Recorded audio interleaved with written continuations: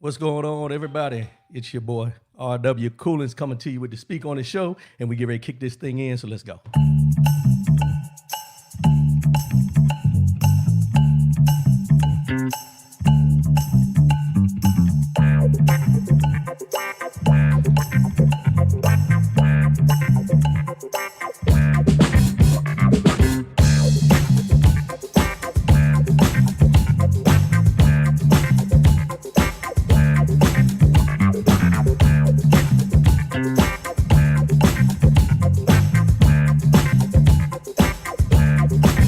Give me them horns.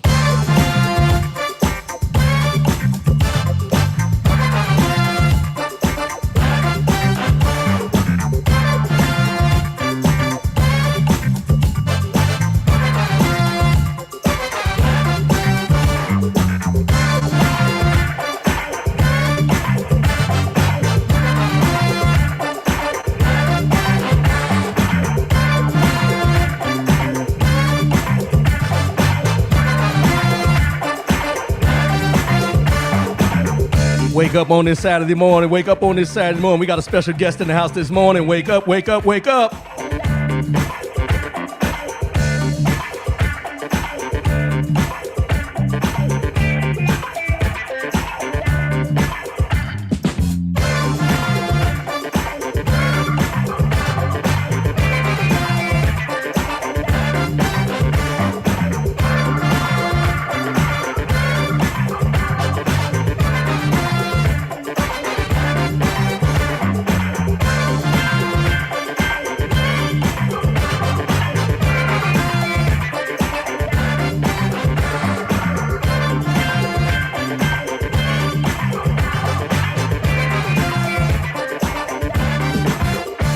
Good morning, good morning, good morning. Welcome to the Speak on It Show. I am your host, R.W. Coolins. Got a good show for you this morning.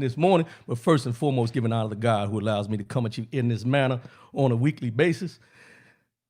Y'all, we got a lot going on in the world. And I got somebody we're going to bring in. But let me get through these formalities real quick.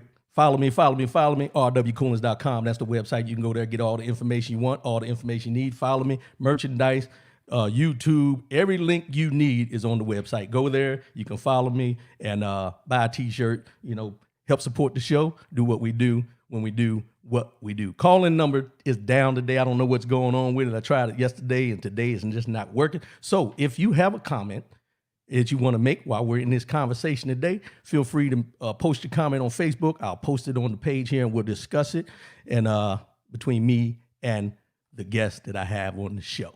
So now, let's get into who my guest is. Let me give him an intro, because some of y'all know him, some of y'all don't.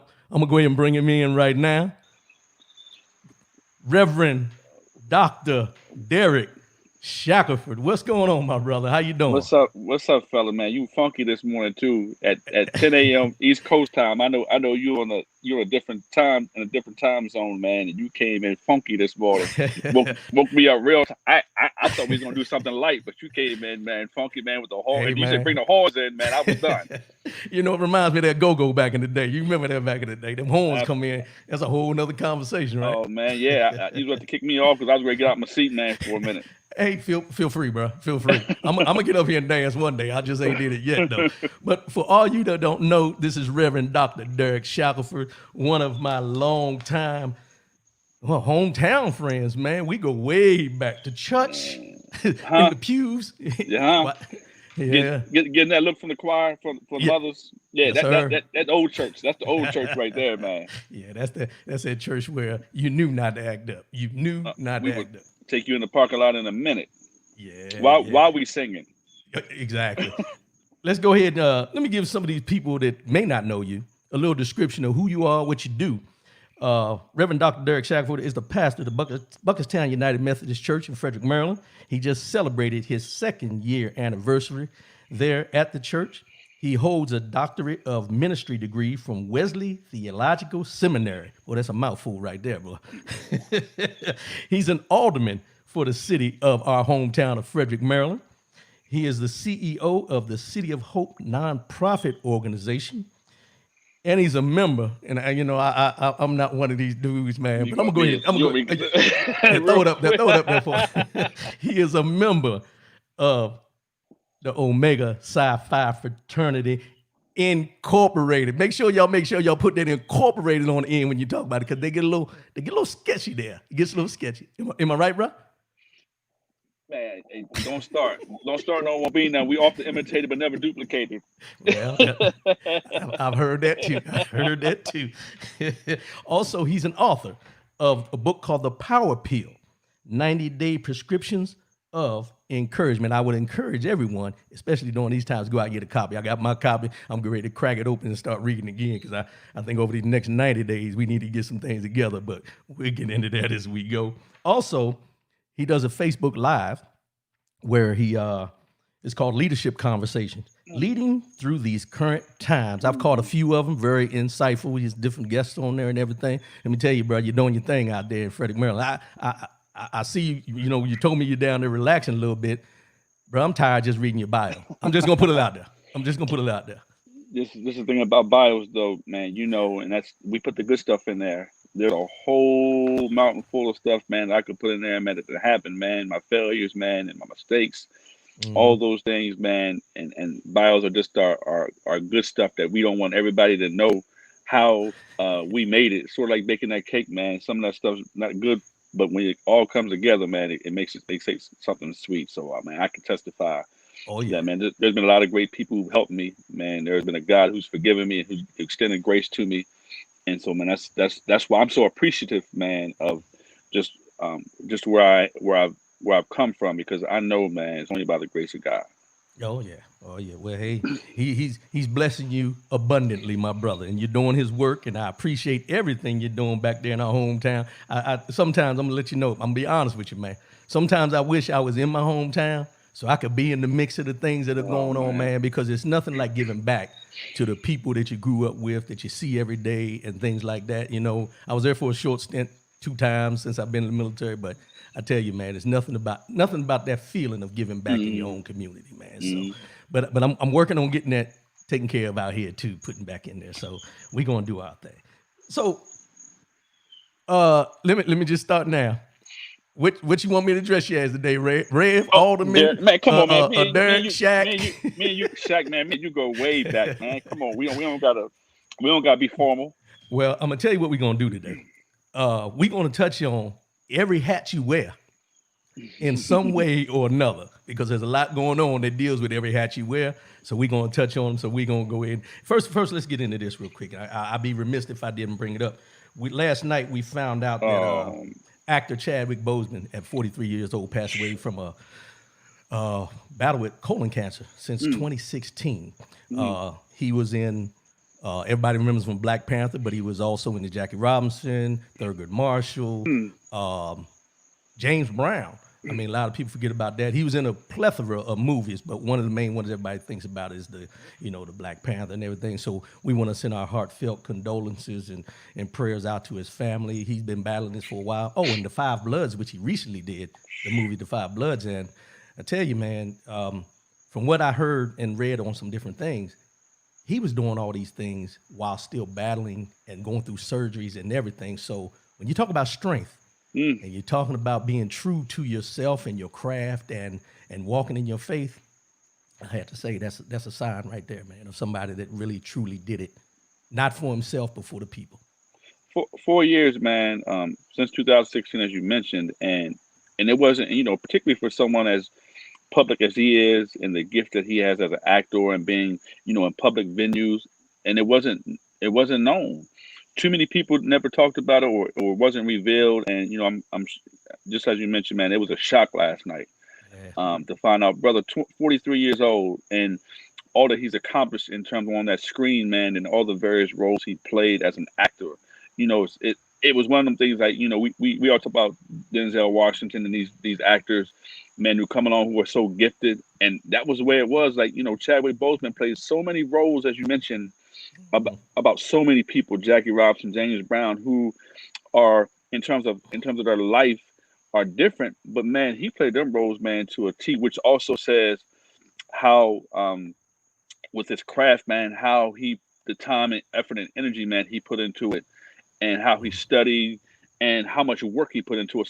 So often, man, we just believe that people are gifted, that they just go on screen, man, and just do what they do, not realizing the time, effort, and energy, man, that they put into it. And it was a shock, man, as you mentioned. But 2020 has been that kind of year. Yeah, I mean, I seen someone that posted a picture of him and Kobe Mm, together at an award show. I think when Trophy got his hmm what is it, Emmy hmm for his spoken Yeah. documentary thing or whatever. hmm For basketball, that's what it was. hmm But yeah, you see those type things, man, and we see him as the actor, but we lose focus of the person, mm the true essence of who he was as a man and a black man to, especially during mm these times, but still to get up every day and do what he did because, when you look back and knowing he was going through this, he was doing it for us. He wasn't doing it for himself. He was doing it for us and the enjoyment of us by doing these movies, no matter what was holding him back. It gave me a new perspective on how I need to push through and continue doing things too, man. Man, life always has a way of reminding us of what's important. You Yeah. you talked about that, and one of the things that was important about him as well was his community contributions and his activism. He just wasn't an actor, but he was heavily involved in activism, heavily involved in community contributions, heavily involved in nonprofits, heavily involved in making this world a better place. And sometimes Mhm. that's missed. And I think that's the part for me that's going to be missed the most, not just necessarily his acting, but also, man, his voice. Yeah. That's Yeah. that's that's so important. Howard University grad. HU, the real HU. HU, the real The HU. you know.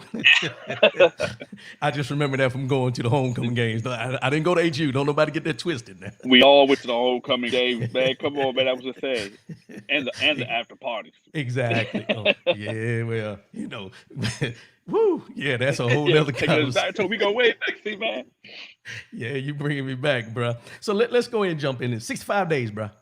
65 days, and we're gonna be at the polls. Mm, So what I wanted to touch to you, and I want you to put on your hat as and as an official, a mhm, government official, as an alderman right now.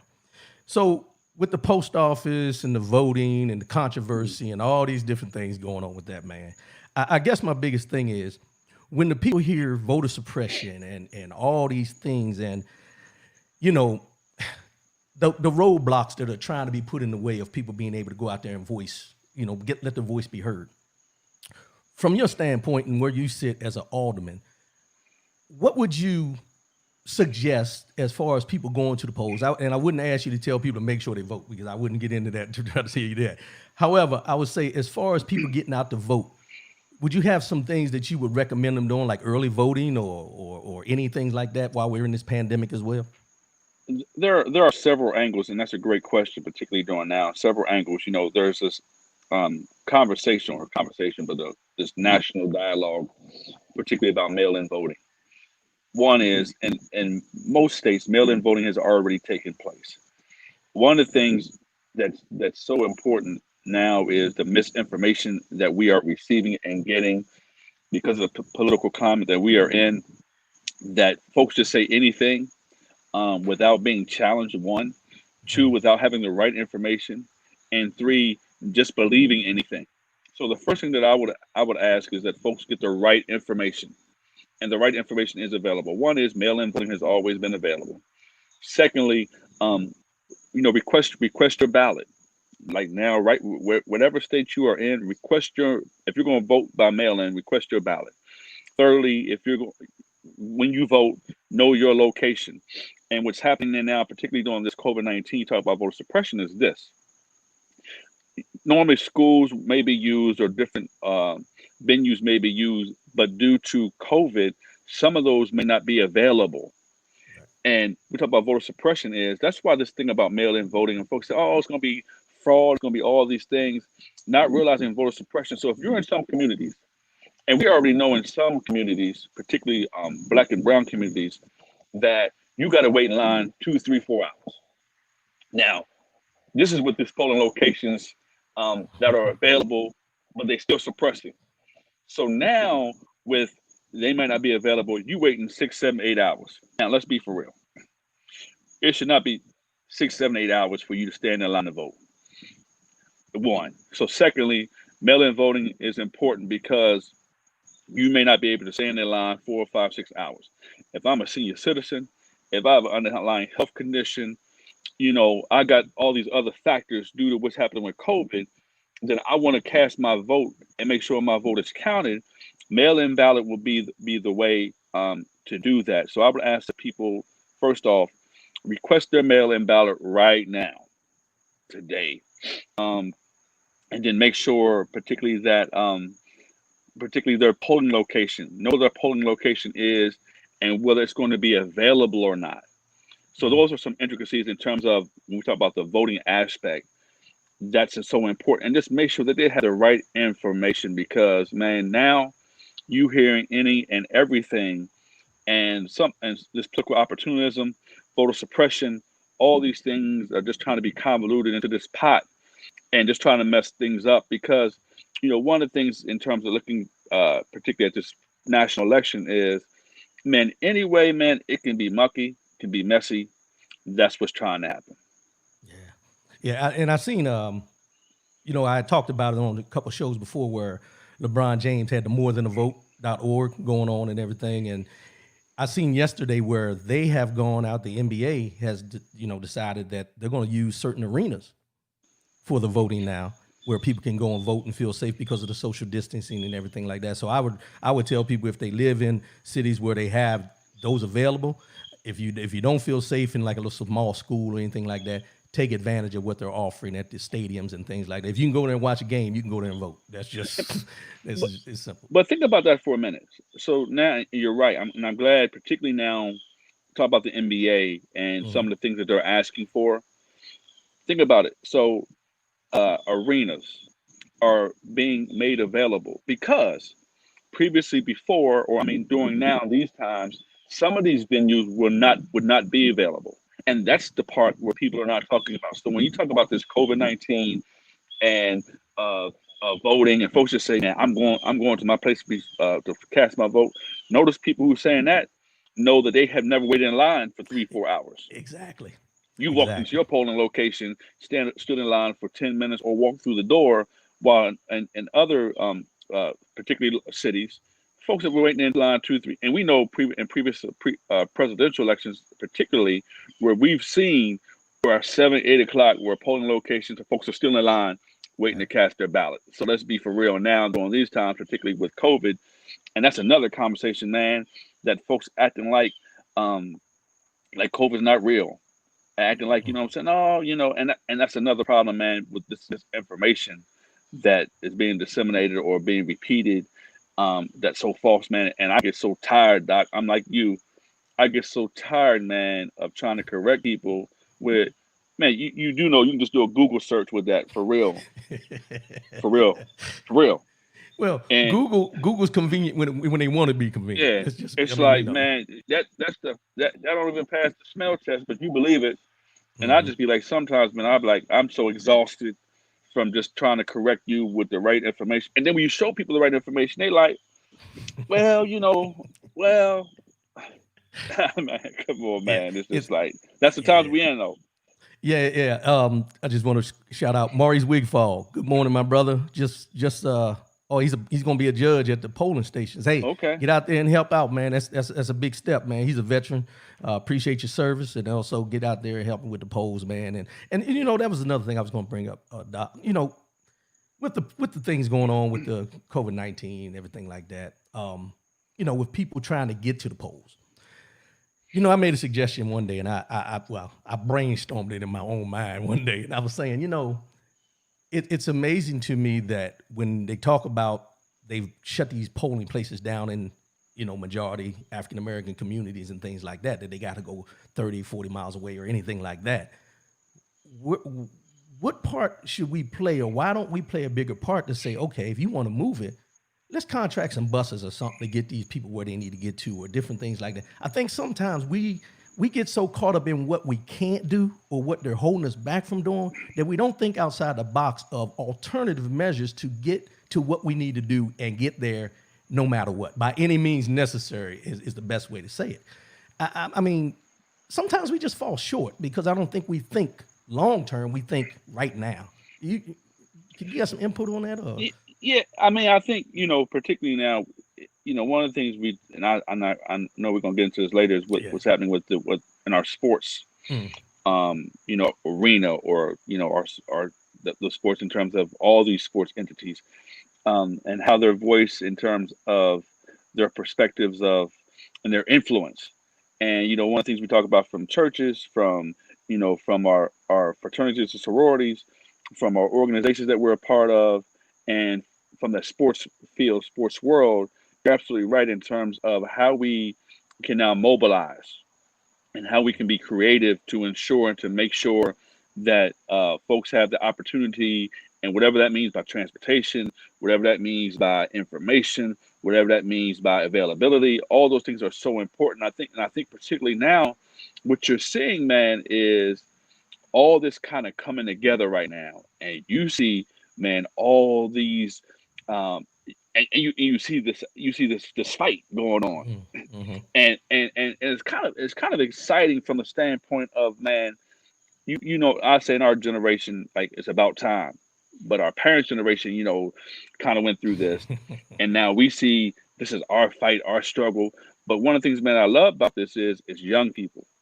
Yes. Young people are really activated, man. Really, I don't want to use the word excited, but really mobilized, really pushing this thing. Think about it, man. The NBA boycotted the other day, and LeBron James is 35 years old, but he wasn't really leading that. I mean, what I mean about that was, Right. you had brothers, man, 25, 30 years old, millionaires, quote unquote, but who still use their voice, use their platforms, man, to say, hey, we trying to make a difference. It ain't gonna be the same old, same old. And I think sometimes, even in our community, and I'm sure where you are, we see young people, man, who are just mobilized, galvanized, man, who just pushing this thing.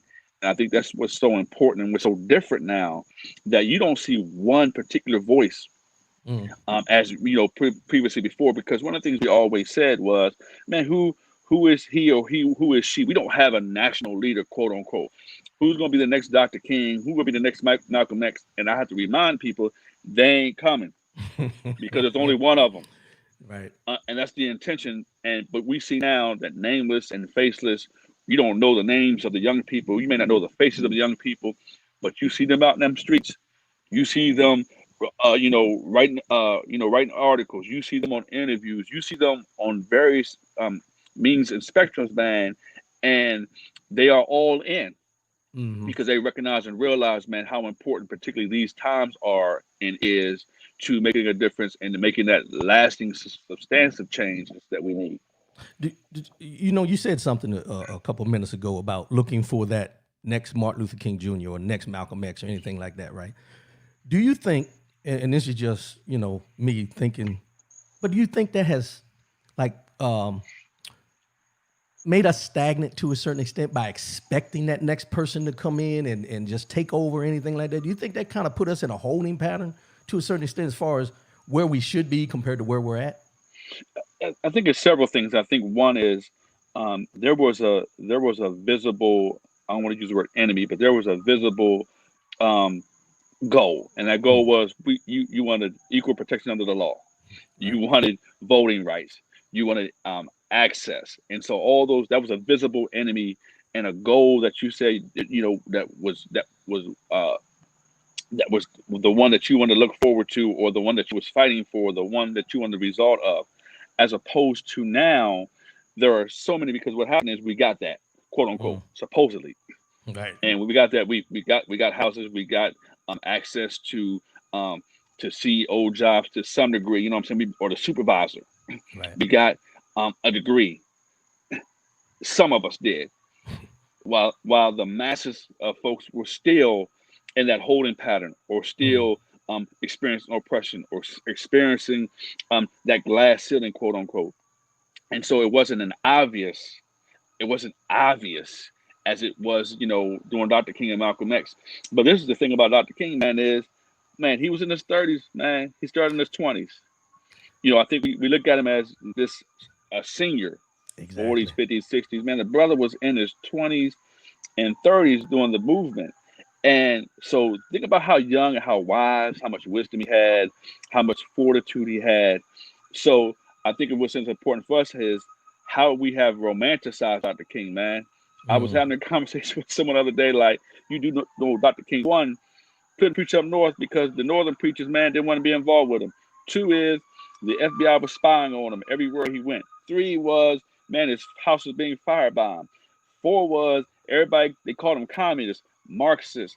And now everybody want to repeat what he says. Everybody want to use that same quote of, Hey. you judge not by the color of their skin, but the content of their character. Not Mm-hmm. realizing this, man. If you know any part about that speech, was 11 minutes of that was written out. The last 6 minutes of that speech, now 17 minutes of getting his point across, and 17 minutes of probably the best speech that we've all heard. That if you listen to it, that you've heard, one, Mm-hmm. and secondly, the most often repeated in terms of lineage, in terms of what's repeated about a certain phrase. Mm. 11 minutes of written, scripted speech, 6 minutes of extemporaneous. Wow. 6 minutes of extemporaneous, which people don't know is that one of the things he struggled with what to say that day. Mahalia Jackson was in the background, and what she did was she said, "Tell him about the dream, Barton." And so, if you go to the part of the speech where he says, "I have a dream," and in terms of looking to the live recording, you hear in the background saying, "Tell him about the dream," and then that's when he goes into the extemporaneous. Now, with that being said, about the line is often repeated and misused, is that that's one phrase of a 17-minute speech, but they don't want to talk about how he really was challenging America about America had given black folks a bad check with insufficient funds. Right. Yeah. That's the part that's missing. And then secondly, the misused phrase of, well, content. Yeah, he was talking about a dream, and we ain't working towards that dream or using that dream. But what some folks want to use is as a pass that you ain't Mm. now got to do the work. Man, you are doing a great job of having your voice being heard and having this dialogue and information, folks. But man, if you don't wake up in the morning, put your microphone, set your equipment up, get some information about your topic, and you just Mm-hmm. coming on here winging it, Right. you ain't really putting the work in. No. So part for us is we can use that phrase all people want, but if we're not going to put the work in, have the serious conversation, have the serious policy changes, if we're not going to do that, man, stop using that phrase. I'm just going to be real. Cut and dry, right? Stop Yeah. using it and stop misusing it out of context when it's not supposed to be used that way. It's funny you say that because it's one of those things that it's by convenience. And the thing about it, it's by convenience, but it's not meant. It's just for the moment, for that specific moment of they want to seem like they're down for the cause, so they throw a MLK phrase or Malcolm X phrase, which they start throwing that out there. I was shocked because I'm like, wait a minute, Malcolm X, you throwing Malcolm X out there now? So it was kind of like y'all just digging for anything to try to make it seem like I understand. And that's one of the things. So we're gonna transition here, man, and get out and vote. Everybody get out and vote. November 3rd, get out and vote. Find your way to the polls, do your thing. But I appreciate that information from the alderman perspective. Now here's another one that's gonna get you. Law enforcement.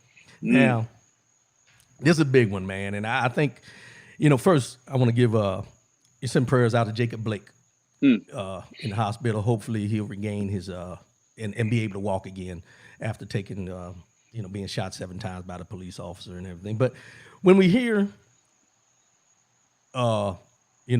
police reform and defunding the police and all, for me and for the listeners and for those out there that want to make their own propaganda, can you articulate defunding of the police rather than them thinking they just taking all the money away from the police and there ain't gonna be no police no more? And before you start, let me say this. I've watched the news like everybody else, and as a military man, I'm still trying to figure out why Kenosha, Wisconsin would need armored personnel carriers for protests.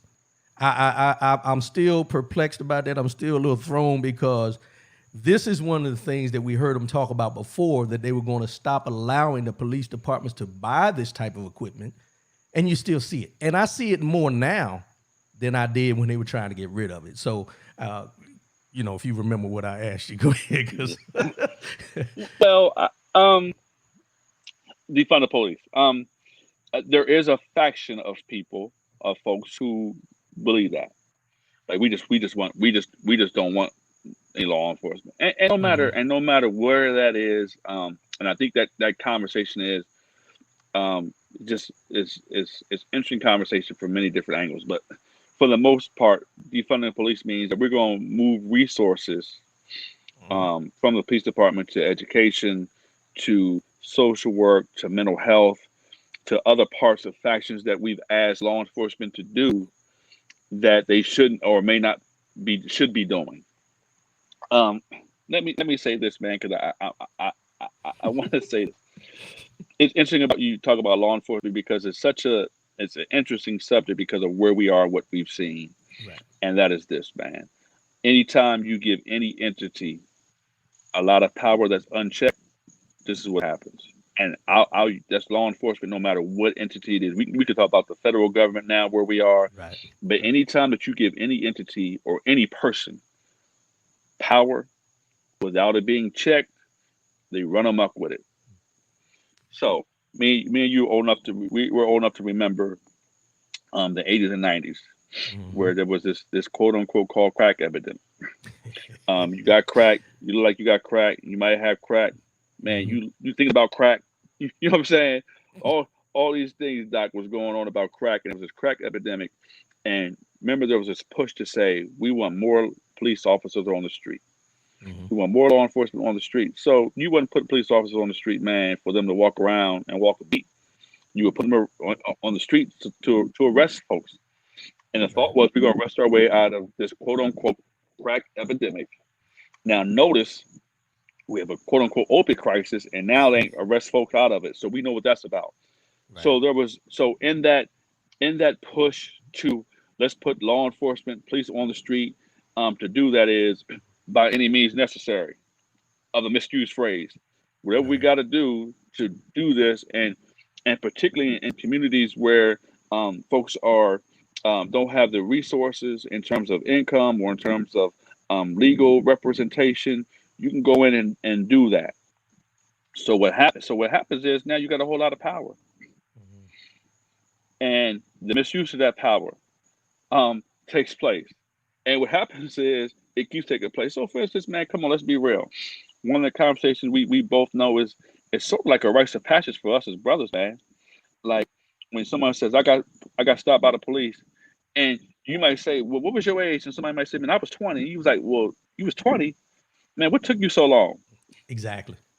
Because we know in our experience, man, I can't count how many times that I've been stopped for, hey, you just the car was just over the white line. Man, what white line? Oh, you didn't see that white line? No, you won't see it either.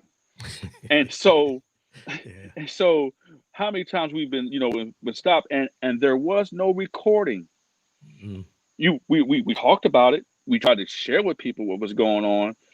But now you see a recording and folks like, that is, wow, I can't believe that. And we like, man, I'm exhausted. I'm exhausted because you talking about a tape now or a video now and talking about, man, that hurts me. And I'm like, I've lived it. You lived it. And in these current times, of what we're seeing is with law enforcement is the ability for us as a community and as a police department to have transparent, open conversations, to have transparency in terms of what's going on, to have community activism in terms of oversight and positive interaction. Man, these are the parts in terms of what we see across this country with law enforcement is because people's experiences are different and they're real. And I'm trying to share with people because interesting about Doc Rivers, man, the other night about what he shared. Yeah. After my father got out of the military, he went into law enforcement. But I put this on my page the other day. We still had the conversation. We still had the conversation, and we just didn't have the conversation one time. And when I started, got older in terms of, being out to drive and be out on my own, we would have the conversation. And I would be like, why were you having this conversation for? Yeah. You in law enforcement, we having this conversation. The more I got out, I'm like, oh, I'm seeing why we're having this conversation. Have the conversation of when you stop or approach, this is what you should do, should not do, don't do. Make sure this, make sure that. And in certain communities, man, they're not having that conversation. Let's be for real. Right. Doc, I'm a half century, just turned a half century last Happy week. birthday. Happy birthday, my Appreciate you. brother. Appreciate it. Last week. And even in the, I don't want to use the word these positions, quote unquote, because that's making us exempt. Right. Man, even man, I see a police car behind me, my heart starts beating heavy. And I'm talking about fast because you just don't know based on your previous experience, man, how this is gonna happen or work out. Now, that's because of our interactions. And those Hmm. interactions are real. And so from we hear people say, um, like all police ain't bad. Okay, cool. But we have a system that needs to be corrected. And Right. man, I just got so much to say because one of the things, man, about this system is, and I didn't mean to deviate, was this. Oh no, you good. You good. Me and you know some great people Right. of different races, different colors, great people, individual. But the problem is, man, there's a system in place. And for so long, man, I always said this. I always said, man, I'm going to fix this broken system.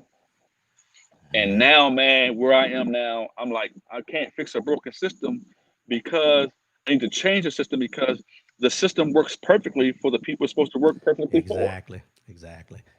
So when it works perfectly for you, now you have the choice. Yeah. You have the choice. You have the choice. Rod, you have the choice. You have the choice of whether or not you want to be an ally or whether or not, man, you don't have, or whether or not you don't want to understand. Me, you don't have that choice.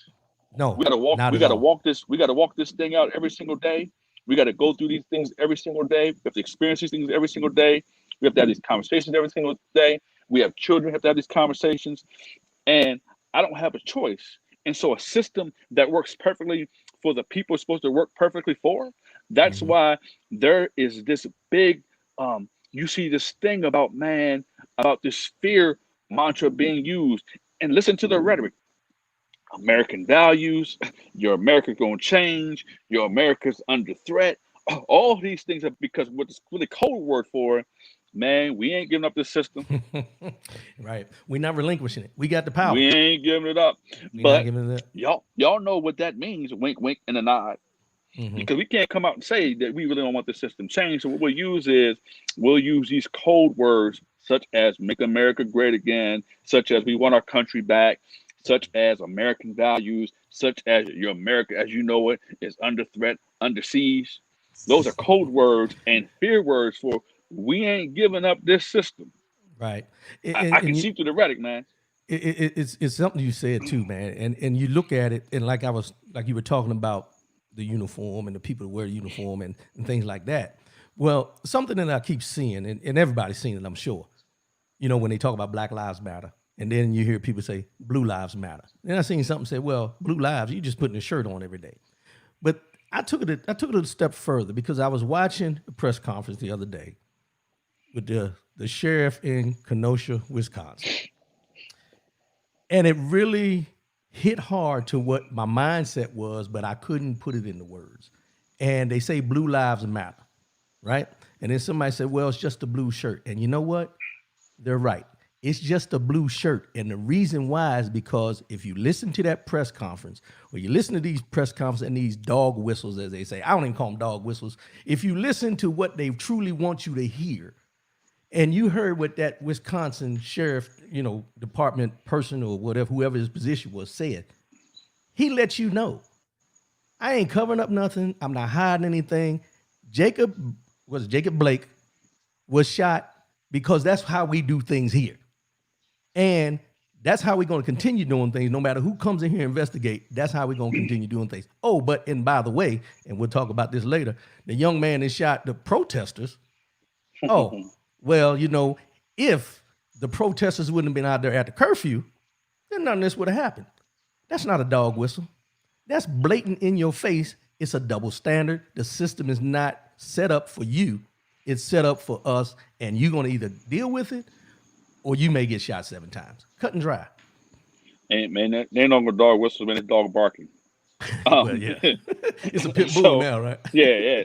So and you're right. And this whole thing about when you hear like Black Lives Matter, it's Mhm. also so convoluted because you have the Black Lives Matter organization, and then folks like that Black Lives Matter. I can't get with that, but Black Lives Matter is the concept of what's happening.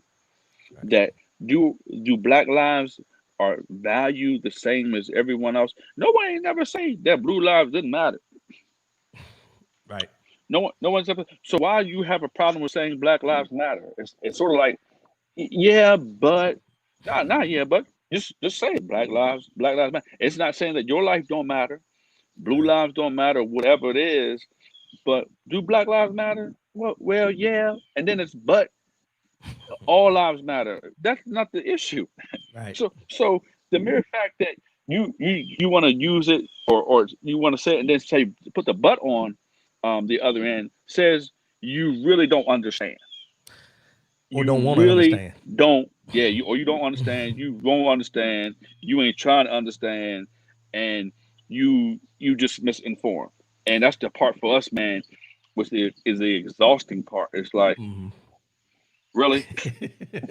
Yeah, yeah, and and I see a lot of different comments, posts, different things like that, and someone posted the other day and it says, if you're more upset about Black Lives Matter than you are the KKK, then that tells me where you stand, because I have never seen the Black Lives Matter movement burn crosses in anybody's yard, blow up anybody's building, do any of the things that we know the KKK is known for, which leads me into my next part of this with the law enforcement.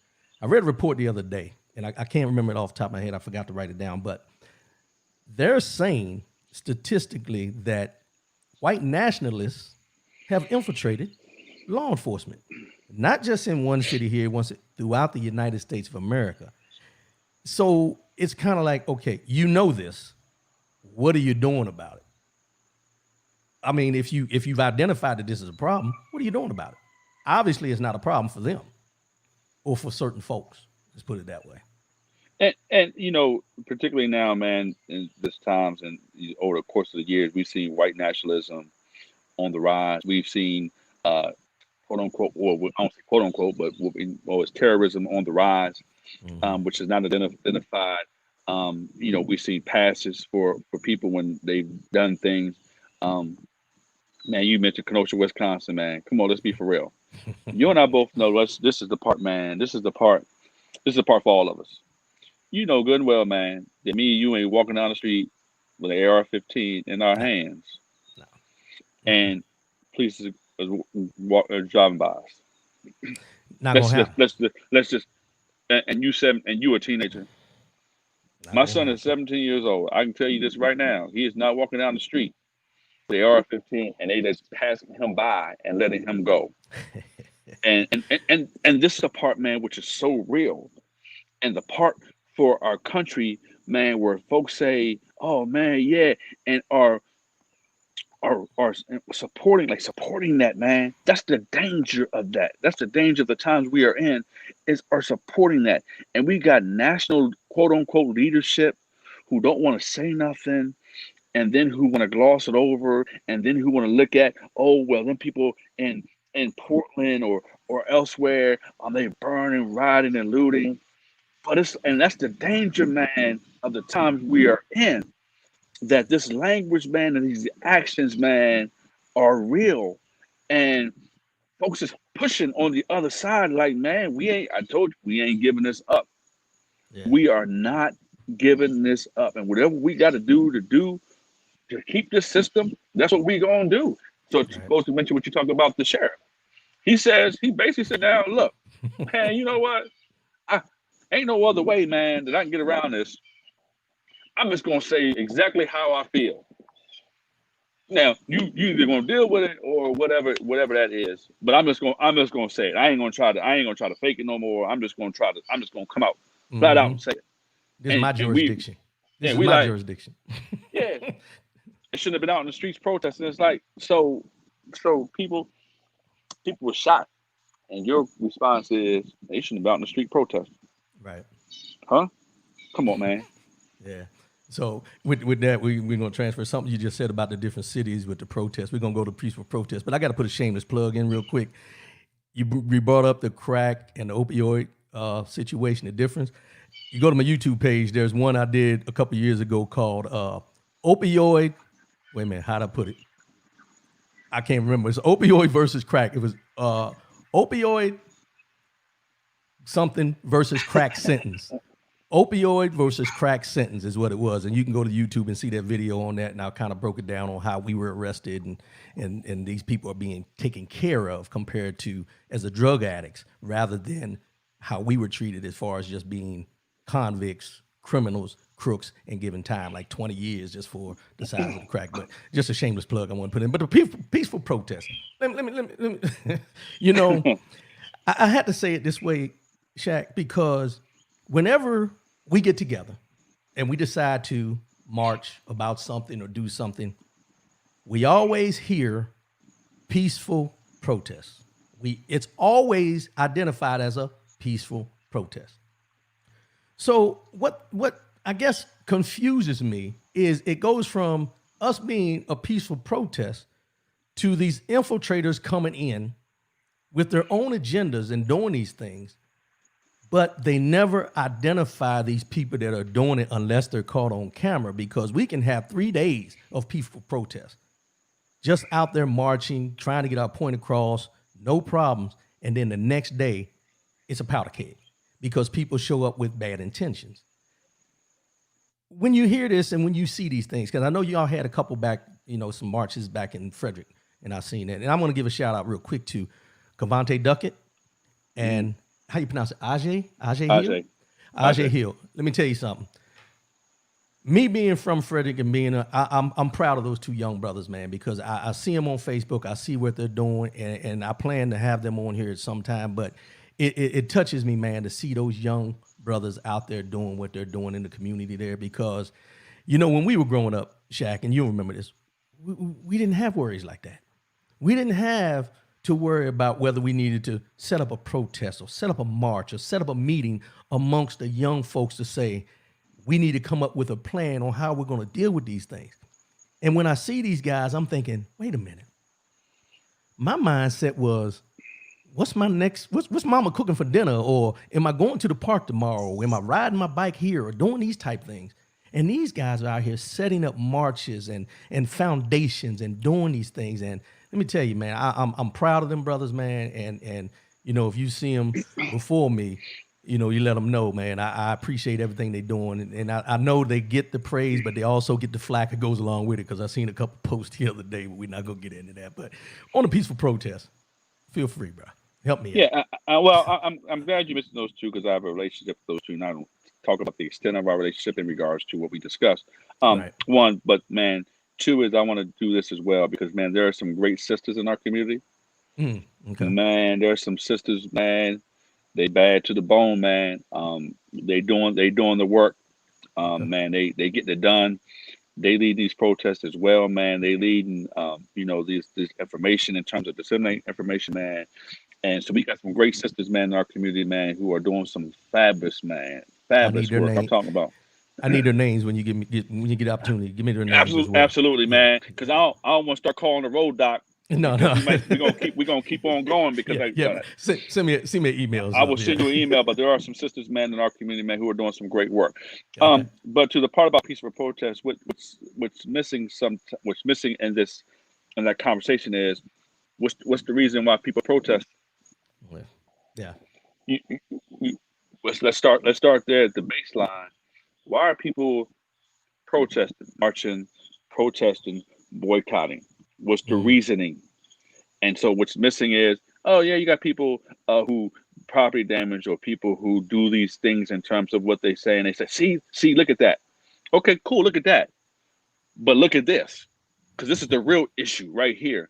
You'll always have people who take advantage of a situation to misuse or misrepresent what's taking place. So some of these things we see in terms of rioting, quote unquote, and looting, are some people who are just taking advantage of a situation because they are trying to co-opt the message or misuse what's taking place. But the real conversation should be, why are folks peacefully protesting? Why are folks making up their mind that every day they're going out to the streets to make their voices heard of their First Amendment right? Why is that happening? And that's not the real conversation that's happening, or folks want to be dismissive of because they really don't want to deal with it. So the part of dealing with is, we just want law and order. Cool. After that stops, we still going to protest, and you don't want to have that real conversation. No. Let's Not have at the all. real conversation of why folks are protesting in the streets in the first place, and not this thing of quote unquote law and order. Right. Yeah. And first off, man, you and I know in our communities, one is this: what makes you think that we just want our communities to run amok? That's the part where I just Th- discourage me, that we just want stuff to go haywire and crazy. We don't want that no more than anybody else. But we no. also understand the reality of what's going on and how things need to be changed. And so one of the means we're going to use is, quote unquote, your constitution that you espouse or make it or want to be convenient when you want to be convenient with it. Watch out now. And now all of a sudden you don't want to have the real conversation of why the protests are taking place in the first place. Right. So, and in my relationships or conversations with particularly the young people who are young people are younger than me, Younger than us, is yeah. one, stay focused. Two, know what you want. Doc, one of the things about protesting is this, and I'll say this. So folks say, man, you ain't out there protesting because you know why? Man, if I organize a protest, I'm gonna tell you this is what's gonna happen. Right, this is what's gonna happen. 10 people gonna show up. 5 gonna be my family, and 5 others gonna be ones who owe me money, thinking that they come to the protest now. They ain't got paid. All right. So that's 10 Yeah. folks. I ain't moving no needle by Right. organizing a protest because that ain't my lane. Right. My lane is, I know structures, systems, policies, because this whole train is moving in these various directions, and we see it moving. I know structure, systems, and policies. I stay in my lane. And protest is needed. Structure, systems, and policies are needed, and it all works together. Ain't one more than the other more than the other. Both are necessary and needed, because without the one, without the other, they ain't working. Man, So this, you just helped me with that, man, because you get to a point, where we're at in our lives, and you wonder, how am I supposed to give back? What can I give back? Should I be out there with the protesters? Should I be doing this? Should I be doing that? But you just enlightened me, man.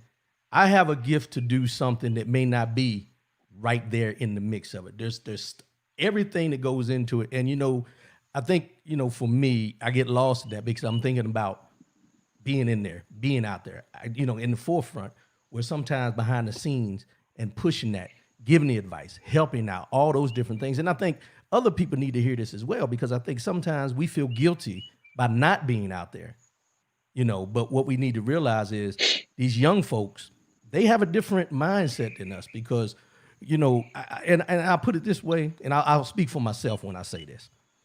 And when I texted you the other day, I told you, I couldn't come up with the words, man. After I seen that young man get shot, I couldn't come up with the words. And I had to catch myself from becoming angry and transitioning into action, because I've seen it too many times, not just the 7 shots to the back or anything, not to minimize it to that, but the shooting to Jacob Blake, the George Floyd, all these different things we've seen. It's like watching a rerun. And the same things that happens, like Groundhog Day, the movie, same things happening over and over again. And then I tell people, sometimes I feel sheltered.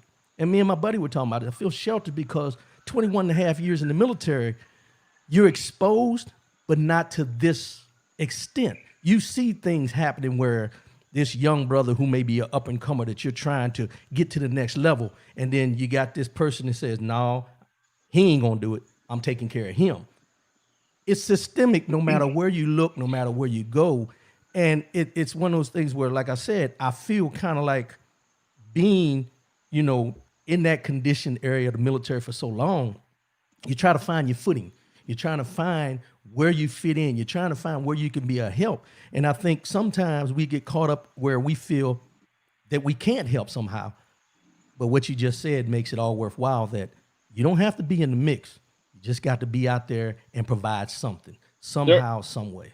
there's a lane for all of us, and Mm, and one of the things is, this is an interesting time, man, because part of part of part of what I really try to be aware of is sometimes we rather be first than be right. So because we're in an information age, and you see this because this social media mm, um, construct of where we at, and that is you'll see something on social media, and it's not necessarily right, but it's first. And so now and this is the danger of using this kind of the social media spectrum is because of being first. So mm, now that first, first approach, and like I said, I just understand my lane in terms of that. One of the things, man, I said when this all started was that that young people were driving us, and they still are, and I'm really what's called a backseat driver because I'm not as I'm not as I'm not as old. I'm not old, right. but I'm also not as young. And understand that once you get older, I don't want to drive all the time. I ain't driving all the time. My Right. kids gonna drive, and when they drive, I'm gonna get in the back. I'm gonna ride. Now every now and then, what I'm gonna say to them is this because I got the experience is now there's a stop sign up here, red light, slow down.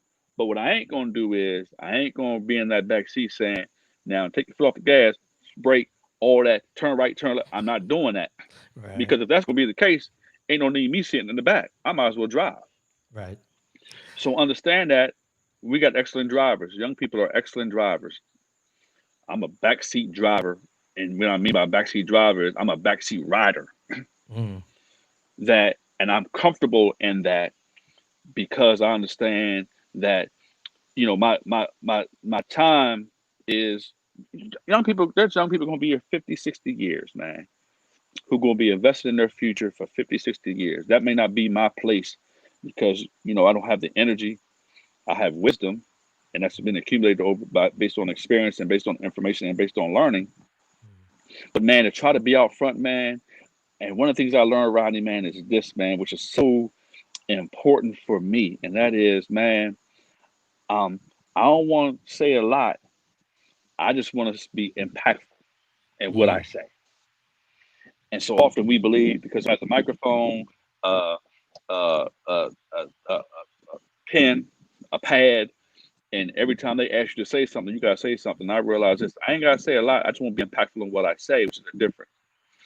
And so understand, man, and particularly in these times, what I've tried to do is personally is intentionally, man, surround myself with brilliant folks like you because it's in that I learn, I grow, I mature instead of being the smartest person in the room. Because when you're the smartest person in the room, you need to find another room to be in. One of the things about leadership is that I'm secure in having folks. I want people who are smarter than me, people who are more gifted than me, people in all these areas who have more than what I have to bring to the table, mm, because that brings out the best in me or the best in what we're trying to do. And the insecurity of I want to be the smartest, the brightest, the most, talk the most, man, ain't can't work. right. And so one of the things I've intentionally tried to do is, man, I've intentionally tried to surround myself with brilliant minds and thinkers, man, who can challenge me on thinking, challenge me on processes, challenge me on systems, man, challenge me on all these things, man, necessary to make these systemic, lasting changes. Yeah. And you say that and it really, I think a lot of people really need to hear that because sometimes the loud, like, I heard Denzel in American Gangster, you know, the loudest person in the room is the most insecure person in the room. You wearing this old loud suit and everything like that to stand out, but you look like a fool. You know what I'm saying? Hmm. So it's one of those things that we can correlate to that because I know at one time in my life I was very boisterous, very very loud when I was in the military, different things like that. But as time goes on, you realize I don't have to say it loud. I just Mm. have to say, and I remember my grandfather, Hmm. my grandfather Jim Gray.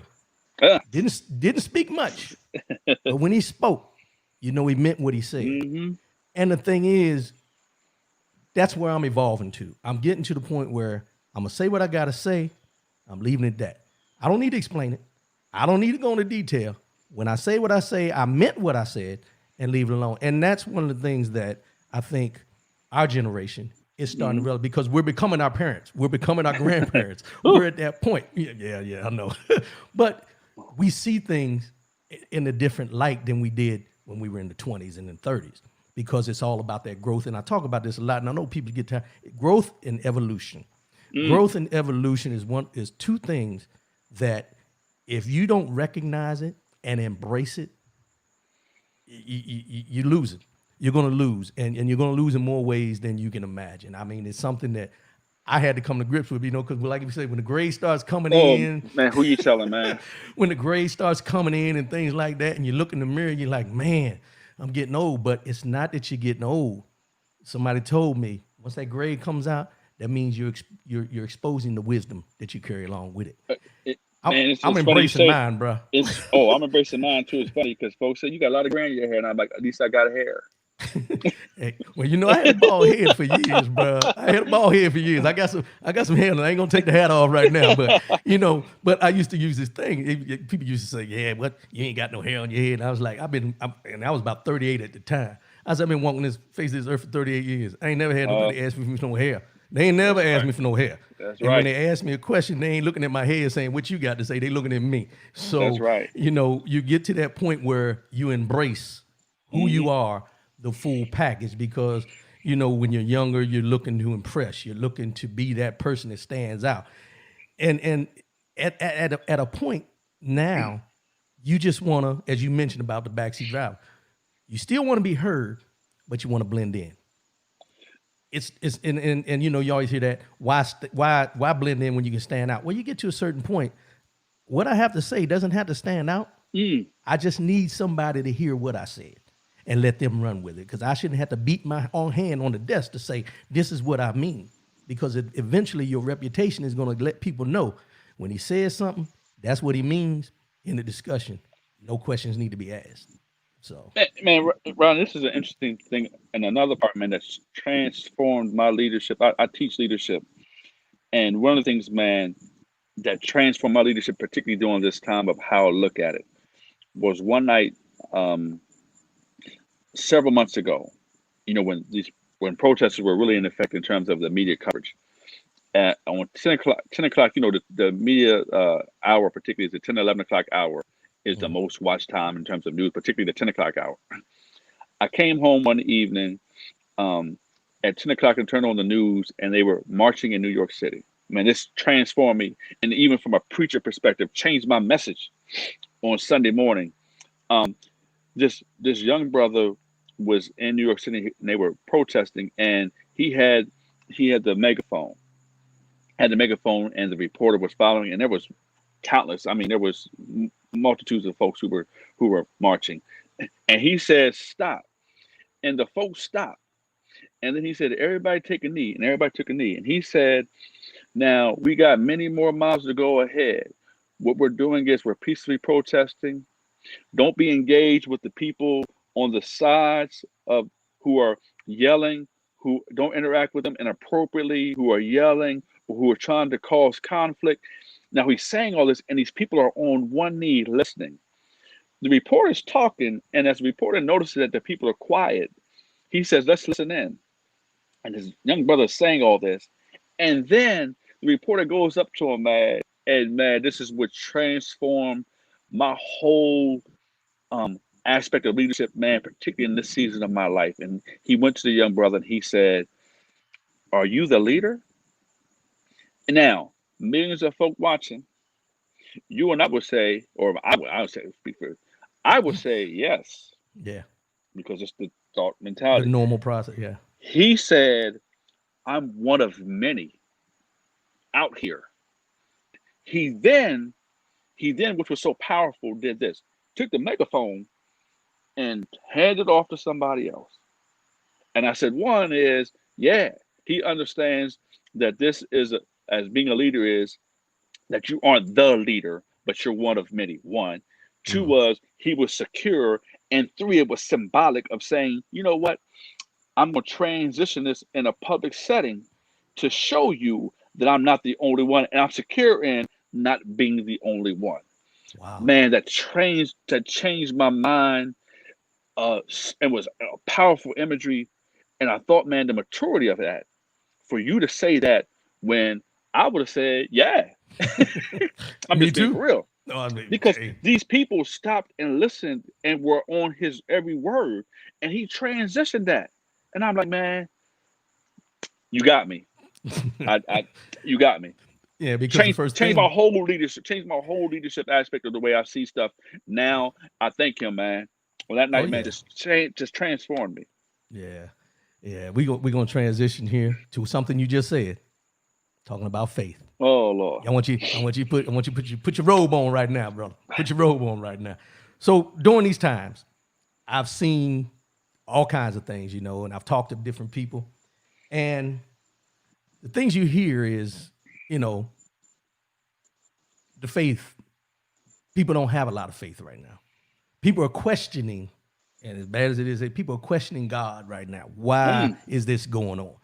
Why, if there is a God, why isn't He mm, doing something about this? The pandemic, all these different things you could think of the questioning of God, and you also have people where they say, well, they're saying they're Christians, but look at how they're treating us. Look at mm, how they're acting.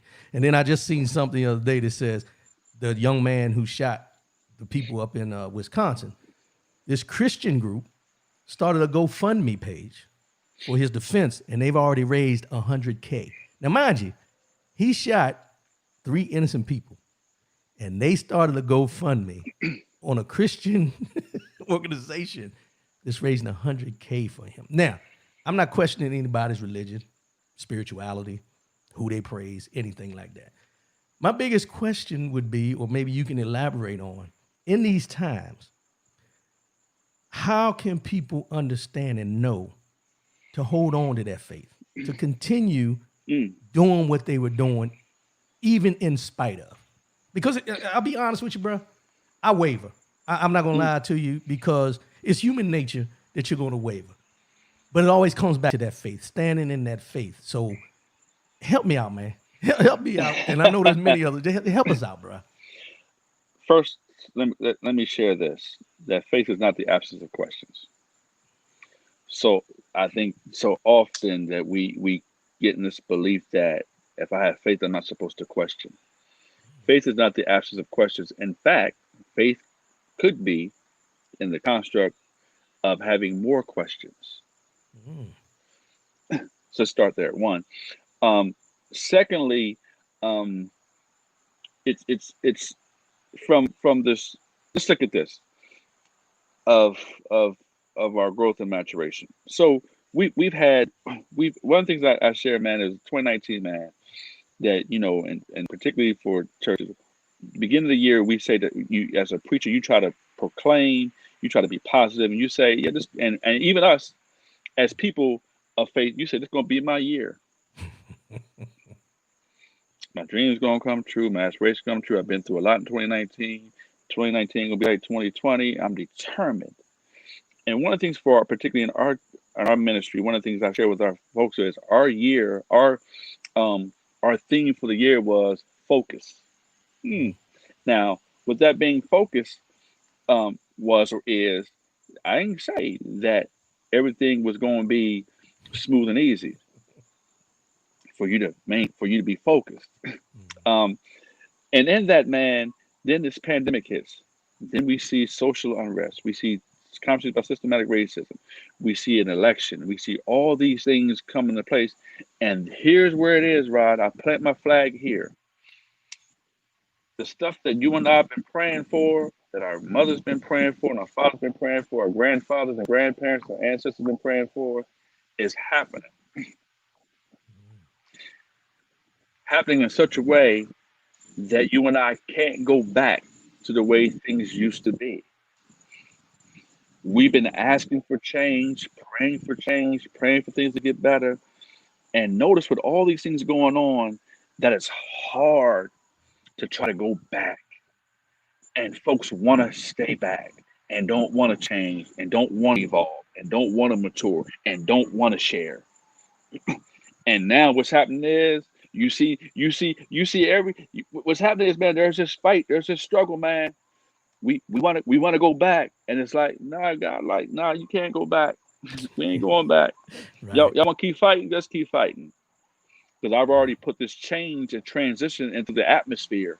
You better catch up, because when I've moved and this transition phase happened, you can fight all day long, but in the spiritual realm, one of the things we say is we wrestle not against flesh and blood, but spiritual wickedness in high places. And so, from a faith perspective, for me, man, is always knows that what's the unseen. We see things in a natural sense, but in a spiritual sense, it's always about the unseen, and what is in terms of our discernment of what is happening. Change is taking place, man. Change is happening. I share with people this. So you mentioned about the Christian organization that had the GoFundMe page. I follow that radical revolutionary named Jesus Christ. And notice I put those words, radical revolutionary. One who came to usher in a new kingdom, one who came against the powers and the principles of what we know of power. And that power was on a white horse with a crown, in terms of being loud and having a multitudes of people. But I follow that radical revolutionary named Jesus Christ, who was born in the manger, comes through a virgin, who there's no room for them in the end, who has no place to lay his head, who then comes into Jerusalem on a donkey. Come on, man. See, you can't. I'll take the brakes up, because I'll set it off up in here today.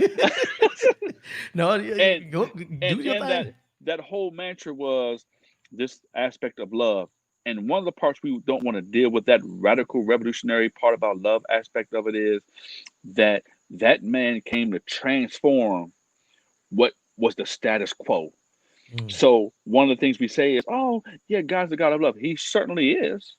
He sure is. I'm looking from the Christian aspect, because I follow the Christian faith. Right. Yeah, he sure is. But that Jesus also came in to usher in a new kingdom, a new way of living, a new way of thinking, a new way of transformation. And in that, there was a power, a structure that was already in place. And folks didn't want that structure to be upended, because when you on top, see, one of the things we need to look at is, man, in our faith perspective of, look at this from the bottom up. We look at faith from the top down.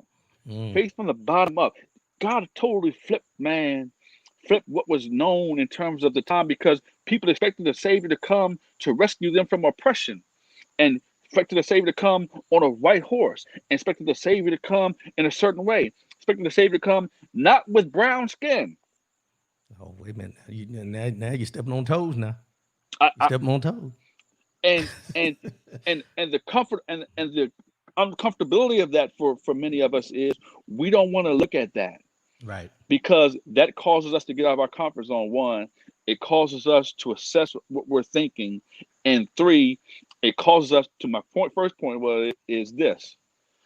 Faith is not the absence of questions. Why would God do it that way? Right. Now, I don't have the total picture of that. I'm just giving you some bits and pieces from my own theological imagination.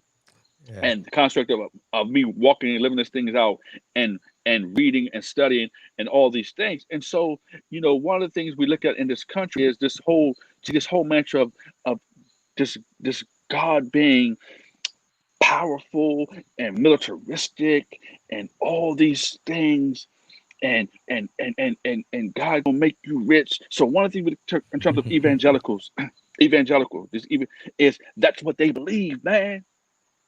That's what they believe. And so it comes to, that's the way they believe about God, because, man, 5 years ago, when a brother was in the White House, he was the Antichrist. He was not really Christian, and he was Muslim. And even if he was, what's wrong with that? But now you co-opt it, because you say, oh, you know what? Everybody needs to be forgiven. Everybody ain't perfect. And, so what?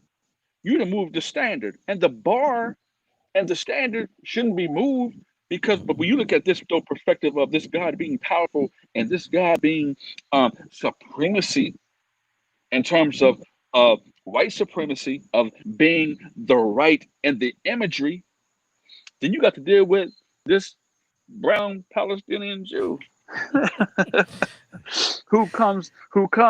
who comes to stay in a manger, who comes to walk the dusty streets, Mm. who doesn't have a home, who comes and don't have a roof over his head. I tell you, I'll set it off up in here, right?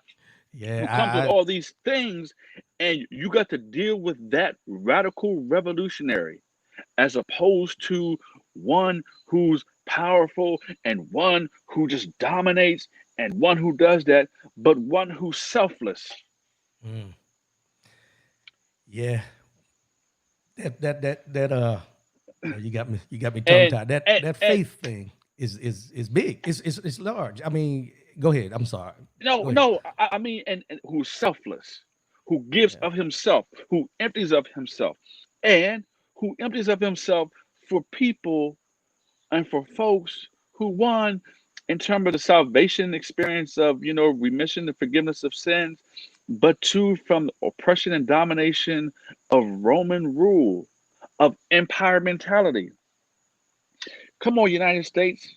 Let's be real about it. We got an empire mentality. What do empires Yeah. do? They go in other lands and they what? They Take conquer over. them. Yep. But here's the part, Rod. Here's the part in the speckle of history. Every empire crumbles. I'm Yes. just I'm just I'm just repeating history No. and looking at history. I ain't making nothing up. Every empire crumbles and every empire crumbles from the inside.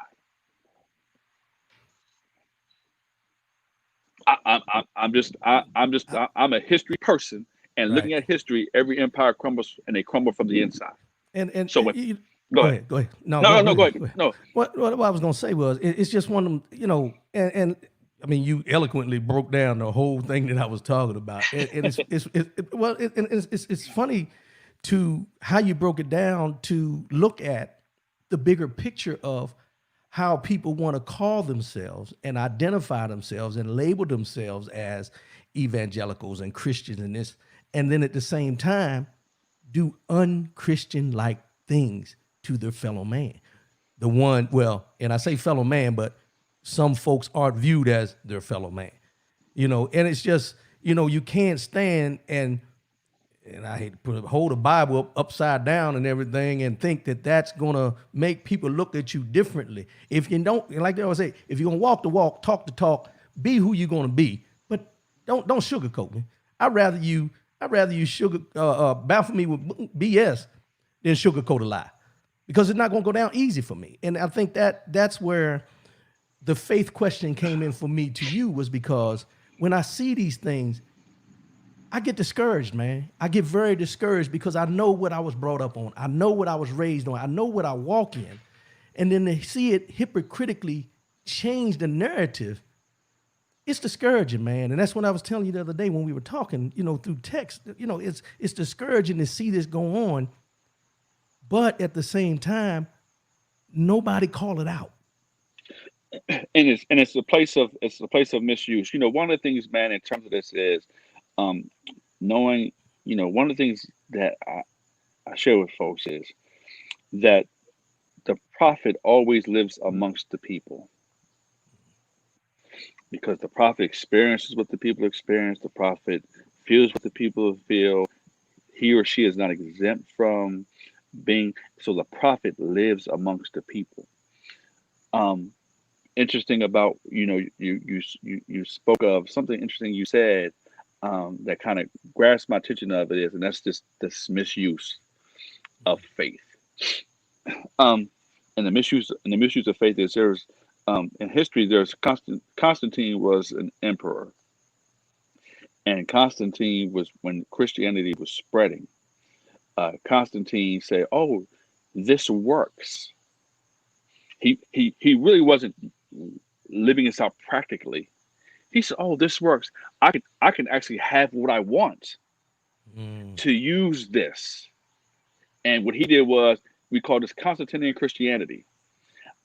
Man, you mean to tell me that people, if I use this, if I use Christianity, or if I use the faith, not live it out practically, not walk it out practically, but if I use it, you mean to tell me I can get people to do What I want them to do. what I want them to do, or I can get people to follow in a way I want them to follow? And it spread, and he dominated, and he used it. And that's the part, man. The tricky part for us, man, is that the misuse of it, that is comfortable. See, faith, man, is not about you and I living comfortably. Faith has is not the absence of questions.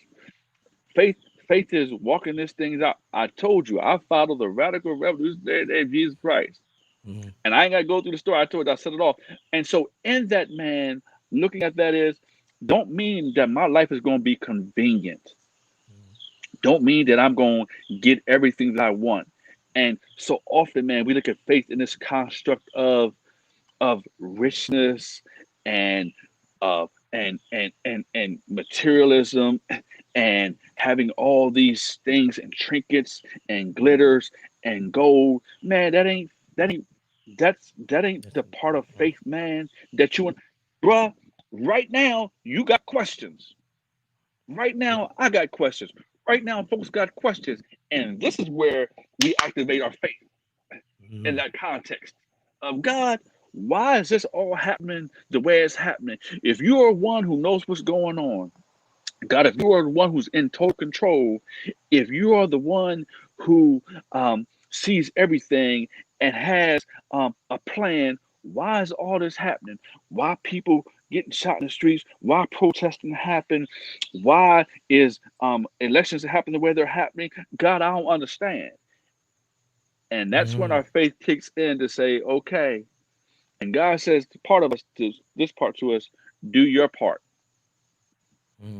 I'm reshaping, reconfiguring what you have thought. Part of what we speak of and what you spoke of was the evolution part. Right. That without the pressure, man, without that pressure, I'll put it to you like this, man, because I told you I said it all. Is back in the day, man, we wore them things called AJs. Oh yeah. Oh yeah. We wore them things called AJs, and when you wore them things called AJs, you put them creases in them. Right. You put them creases in them, you put them hems in, you put them creases in them, but you put that iron. And in order for you to get them creases in, get them wrinkles out, you had to put that iron on hot. Yep. And you had to rub it across, man, to get it out, to stretch it out. Man, the pressure, man, that we find ourselves in, particularly as people of faith, man, is to stretch us. Man, come on, stretch your thinking, man, stretch your mindset, man, stretch your faith, man, stretch whatever it is, stretch it. But the other part about it is I got to put that pressure on because I got to get that stuff out of you. That bad thinking, that bad mindset, that thought pattern of this is the way it's supposed to be, of going to a church and holding a Bible upside down. That ain't faith, man. That's Constantinian Christianity. I'm using this because I know that people are like, oh, he's the faith president. Right. Right. The misuse of our faith, man. And these are the really relevant conversations that we got to have. And so one of the things in terms for the church aspect of it is this, of our spirituality is, man, ain't no movement happening without no spirituality. Because I'm here to tell you this, man. If you can't fight, if you can't pray, if you can't have the intestinal fortitude, if you can't have those things on the inside, man, that's going to push you through and push you forward, man. Movements are just movements, man, and ain't making no lasting and changes in people's individually or collectively. That's the importance of our faith, man, that we walk this thing out, we live this thing out, man, individually and corporately. Well, I had questions. I don't know. Hey, bro, I appreciate it. I had questions, and now I got more questions. But I'm going to go back and listen to this again because you dropped some gems, man. And I'm going to be honest with you, man. It's one of those things where I do my best. You know what I'm saying? Which we all do. We do our best. But you get to a point, man, and I guess it's, you look at the times that you're in and you think back, and I've been thinking back a lot of things that I've gone through before, how I persevered and gone through. And then you ask yourself, why are you struggling with this compared to the others? Why is it? And it goes back to that growth and evolution that I talked about. I think because of the point you're at, where I'm at, I don't expect this at this time in my life. You know what I'm saying? I'm at a point in my life where I'm like, it should be a smooth ride. You know, I did a thing a couple weeks ago or a month ago talking about ride that bike and going up the hill and coming down the other side of the hill. And I'm coming down the other side of the hill, man, and I want to enjoy it. Uh-huh. But with these things, it's like questioning, am I going to be able to enjoy it? What is in store for me? What now? What's next? All those questions, but I appreciate you breaking it down, man, because like I said, I had questions. I still got more questions, but I'm gonna figure it out. And you on speed dial, so I don't worry about that too much anyway. But we're going to transition real quick, Shaq, to the mind, body, and soul segment. Anybody listen to the show, the mind, body, and soul segment is where I come up with, where I find a phrase or a quote by somebody, I read it, and then I elaborate on it. But today, because Oh my Lord. guest is here, I'm going to allow him to do the mind, body, and soul segment. And what I want you to use, if you don't mind, is the scripture that guides your life. Oh Lord. Trust in the Lord all my heart and lean not to my understanding. Acknowledge him in all thy ways, and he shall direct thy path. Um, the the first for me in that Proverbs is that my relationship with God. My relationship with God is such that it's a who I am. And trusting in God with all my heart, with everything, the very fiber of my being, trusting in God. So even during these times, I'm still trusting in God, even in my misunderstanding and being misunderstood. I'm still trusting in God, and I do that with all my heart, which is the center of who I am. And lead not to my own understanding, because there are some things we talk about. We had this conversation. Is I don't understand. I can't comprehend. Right. May not never be able to comprehend it. May not ever be able to understand it.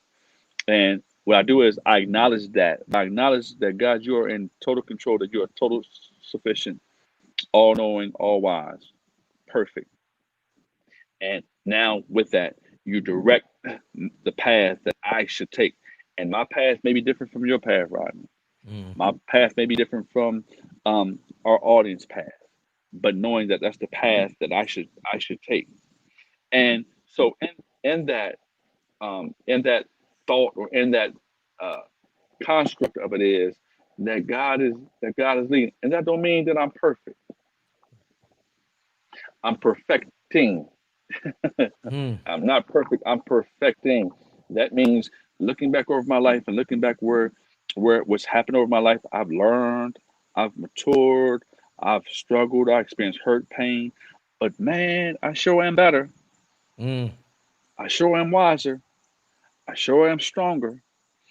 I sure am more forgiving. I sure am more loving. I sure am more compassionate.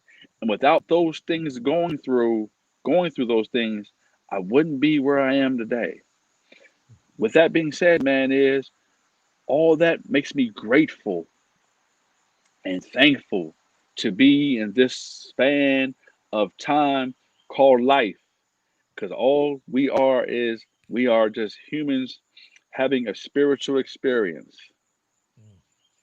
And when you look at these things in terms of lessons spiritually and what's happening spiritually, because our eyes will deceive us, and the natural man we can't see everything. And the natural, you can't see it far off.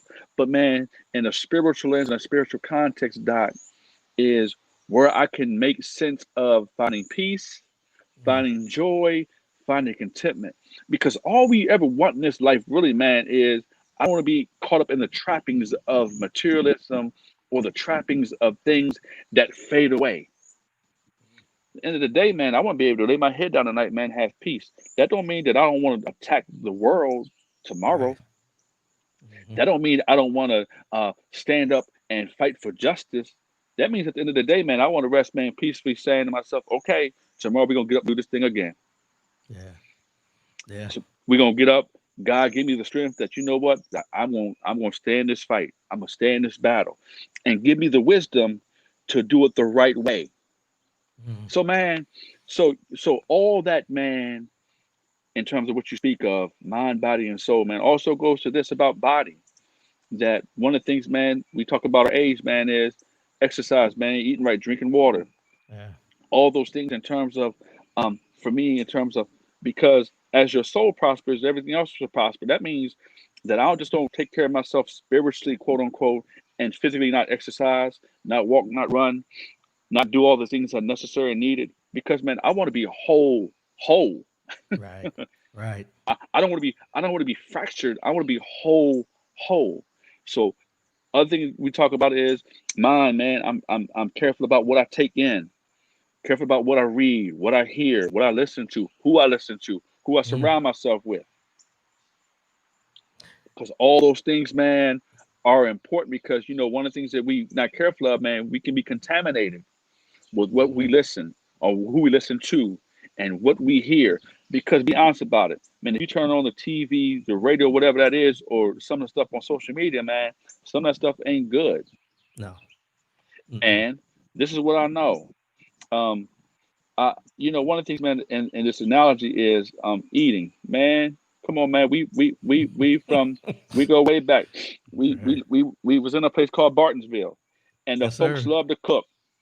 And you and I both know this. We ain't always eat because we was hungry. We ate because it was good. Yeah. Yeah.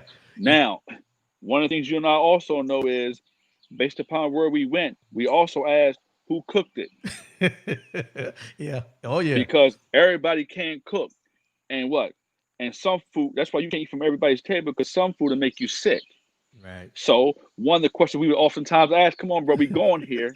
It's the end of the summer is, who made the potato salad? Exactly. Because Exactly. everybody can't make potato salad, because some stuff is like make you sick. Right. So for us is, man, we got to be careful of what we take in, who we listen to, what we listen to. And so I share with you, man, I just been surrounding myself with people who are brilliant thinkers and Right. brilliant minds, man, because it stretches me in so many ways of looking at from different perspectives. People who have already worked this journey, people who have knowledge and gifts, man, that I will never have, and I'm secure, man, in that, man, because man, we need each other. I need Mm. you, man, and we need each other, man, to bring out the best in us, man, and Right. to help us, because we know this, man. There was people who laid down their lives for us, and now in this season where we are, we landed down for others behind us. Yeah. And you said something in there during this mind, body, and soul segment, and it just opened my eyes because I know why my game's been off because I haven't been taking care of the body. I haven't Hmm. been to the gym consistently like I used to, and this has been about 2 months, not consistent. And it's one of those things that I come on here, I do the mind, body, and soul segment, but when you were talking, it just sparked that. That's why I have so many questions because I'm not taking care of the full package, the total package that I'm used to taking care of. And it made me understand. And for anybody out there listening, it's about that balance. And if you don't have that balance, let me tell you something. Other things can infiltrate in that gap that you leave open. Because now that the mind is thinking and the soul is grounded, but I'm not working on the body, it's a gap for something to infiltrate that system that shouldn't be there, which causes more questions than I should have, rather than being in my workout. And when those things are running through, I analyze differently. All those things, and I've always said that if they're all on the same accord, man, I'm a force to be reckoned with. Anybody's a force to be reckoned with when you get those three things on the same accord. And bruh, I appreciate you this morning, man. I appreciate you because, we're gonna do this wrap up, but you know, you wear so many hats, like I said in the beginning, man. And I appreciate you, man. And let me tell you something. I watch you from afar because I'm not there, so we pick up the phone all the time and everything like that. But as I mentioned before, man, and I think a lot of people don't do this as often as they should, and that's to give their people they appreciate their flowers while they're here. And I'm gonna tell you, Shaq, man, I remember when we was young, doing our thing, and then by the time I graduated, you was just getting it. I think you was probably 10th grade, ninth, Oh 10th man, grade or don't something. tell it all, man. Well, I mean, I'm just saying, bro. And I heard Shackelford. And I was like, Shaq, what? With the basketball and everything. That's what I was hearing in my travels while I was away. And then I seen you on TV. I don't think I've ever shared this while you was at George Washington. I was like, man, I went to church with this dude. You know what I'm saying? Because you look back, man, and it's one of those things where when you leave home like I did at 18, those relationships kind of dissipate to a certain extent.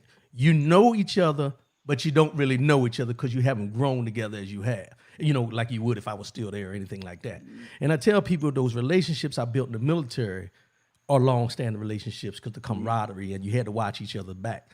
I said, but what I'm learning with that growth and that evolution is those early relationships, those childhood friendships that you had at that time, though they may have kind of seemed, and I'll say seemed as though they trickled and faded away, it don't take nothing but have a conversation, pick up the phone, because I think one thing that we do, we all respect each other from afar because we see what each other's doing. We, because our parents always keep us updated on what, such and such did this and such is doing that. But it's another thing, man, when you can sit down, whether you're breaking bread or just having that conversation, to know that, hey, from where we were to where we are, bruh, God has blessed us in more ways than we can imagine. He's doing things in our lives and pushing us to do great things. Though they are small things, they're great things by as you mentioned, the impact of what we're doing, and especially what you're doing in our hometown, man. And I appreciate it. If I was in Frederick, I'd run against you for alderman. I probably wouldn't win, but I'd run. I'd give you a run for your money, so they could appreciate what they got compared to what they got coming in. Oh Lord, man. What's interesting, man, is you. I felt like I could tell we talk about spiritual things, and I believe that is, man, that is just confirmation, man. Last week, man, one of the things was I had, turning 50 is a milestone for all of us. Yeah, bro. Particularly, one of the things you celebrate these milestones, and one of the things was, man, we're gonna have this big party. This big party, man. I was looking forward to it, man. 2019, I'm gonna have this big party, turning 50, this big party this year, and due to COVID, one of the challenging parts was and is that didn't happen. Right. We had a small gathering of folks, but man, here it is. What I realized, man, the importance of, and even in my conversation of saying this, and I'm like, okay, you, this is where it is. Your relationships matter. Yeah. Your relationships, man, and this season of my life, man, relationships matter. And here's where it is, where we need to go is we're pulling on those relationships right now. And that's the importance of what's happening in our lives is, man, the importance of relationships and how we now pull on those, how we now engage in those, how we now have those. Man, I'm on vacation right now, man. But when you asked me, man, it was an honor. 2, it was a privilege. And 3, man, I love you. And the stuff that you're doing, man, is so impactful, man. And the difference you're making, man, don't never underestimate it. I mean, I can say, man, one is, man, you got the voice, you're a fabulous interviewer, and 3, you knowledgeable, man, and all these things, man, you just scratching the surface of where you're going to be, man. And I'm excited about that. And I'm going to be able to say, man, I used to go on there once before, after you had a national platform, man, all these people coming on, man, and all these big stars and these names. I want to say, man, I used to be on there, man, when we just doing Facebook Live. And now he on the radio, he on TV. So, man, I appreciate the opportunity, man, just to be on today, man, and thank you. I'm going to receive all that, man, because, it's one of them things where I was just saying this morning, next month will be 8 years that I've been doing this, man. And, with the breaks in there and everything, but it's still total 8 years. And, I never in my wildest dreams would have thought that I'd be on a radio show doing this, interviewing or anything like this. But it's one of those things that we always know. We don't know what God has in store for us and what our steps will be when we get to a certain point, because somebody asked me one day, they said, and then we're going to let it go, but somebody asked me, said, man, you should have been a pastor. I said, no. I said, Ain't too late. no. Ain't too late. But no. But this is what I told her. And that's what I used to say all the time. No. I said, I ain't past material. But what I needed, what I realized one day, and I was sitting, I think I was at the gym. And I thought about that comment that was made, because it wasn't just one time, it was many times it was said to me. And I said to myself, you know what? You need to start receiving those things and stop pushing them off, because you don't know in what capacity that pastor mentality or that pastorship or that in the pulpit or whatever, it could be the microphone. Mm-hmm. You could be blocking your own blessing. So you need to start accepting it and stop fighting it, and understand that whatever God has in store for you, be open to it, take it, and ride that thing till the wheels fall off. That's where I'm at. Man. Yeah, that's why I appreciate you, bro. I appreciate you coming in. Like I said, I love you too, bro. Love you, man. We go way back, man. Tell everybody in Frederick I said, hey, and you got it.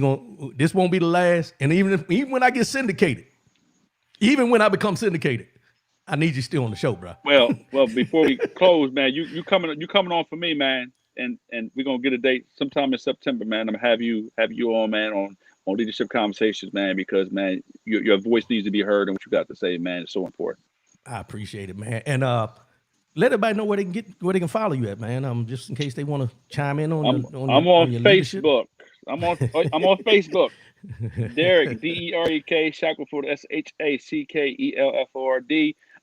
If you want to reach me by email, reach me at PASS Shack SHACK 819@gmail.com. That's how I can be reached. And we're gonna have to get him on YouTube so he can put some of the videos out there so he can get some national exposure. Lord. Because the brothers speaking true words to the masses, y'all. Let's Reverend Dr. Derek Shackelford, my homeboy. Hey, man, I appreciate you coming on this morning, and I appreciate everybody tuning in. And as I say before I sign off every Saturday morning, love yourself, love one another, keep your head up, and most definitely keep your faith in God. I'll see you next week, same time, same channel. Holla at me. Appreciate you, Shaq. Love you, bro. Thank you, man. All right.